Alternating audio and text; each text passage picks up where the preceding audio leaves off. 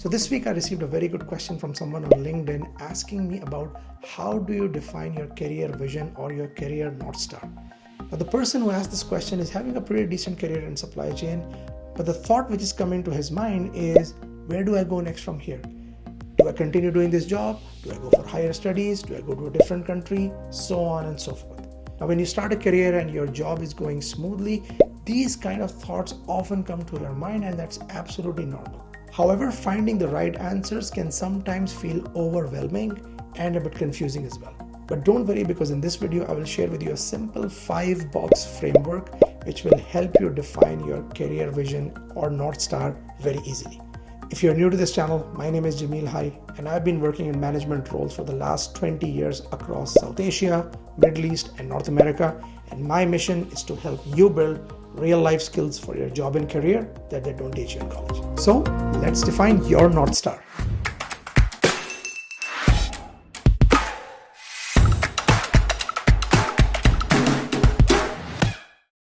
So the first thing you need to figure out in this model is, what is the kind of job you want to be doing in the next 5 years? Now, taking the example of the gentleman who asked me this question, if he wants to become the supply chain director in the next 5 years, that's going to be a very different set of actions versus if he decides that, no, I actually want to open up my own business. That will require a very different set of actions. So really defining what you want to be doing from a career point of view in the next 5 years is the most fundamental question you need to ask yourself.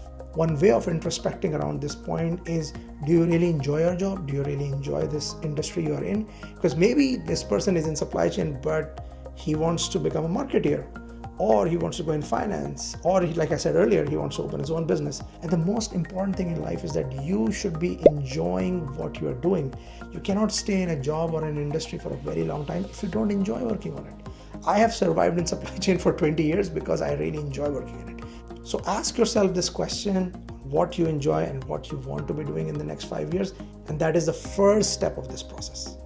The second question you need to ask yourself is, what kind of a lifestyle do you want in the next 5 years?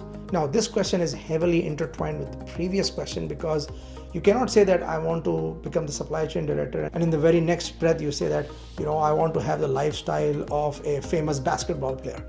That's not going to happen, right? So make sure that your lifestyle expectations are in line with what you want to do in life, because these two things need to go hand in hand. The third question you need to ask yourself is that, what are the personal milestones you want to be achieving in the next 5 years? As an example, you probably just got married and you want to have some kids in the next 5 years, or you're unmarried and you want to get a partner in the next 5 years, or let's say you already have passed that stage and you want to retire, or you want to send your kids to college or something like that. So define those important personal milestones, because then they will have a huge influencing factor on your decision as to where you want to go next. And then the fourth question you need to ask yourself is that, where do you want to be geographically in the next 5 years?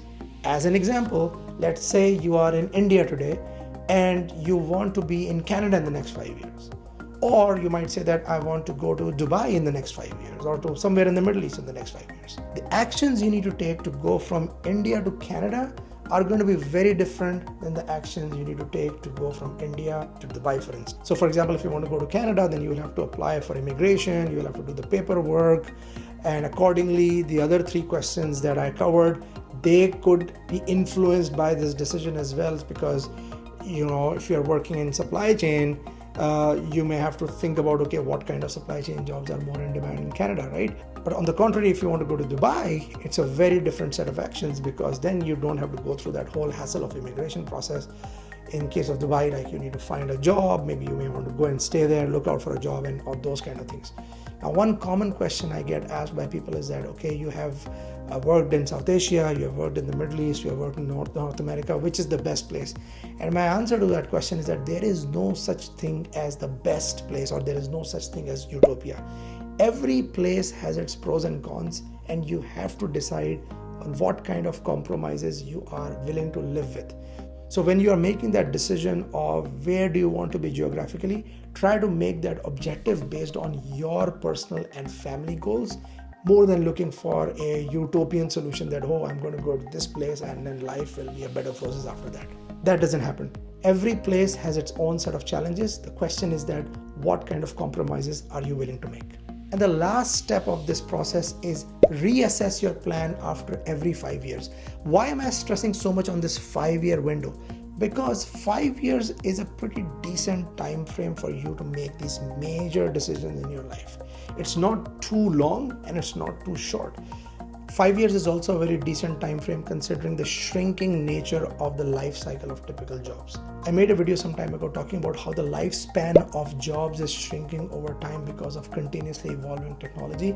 And even from that perspective, 5 years sounds to be a decent time frame, because let's say in the next 5 years, for this gentleman, supply chain jobs may change significantly because of some of the newer technologies coming in.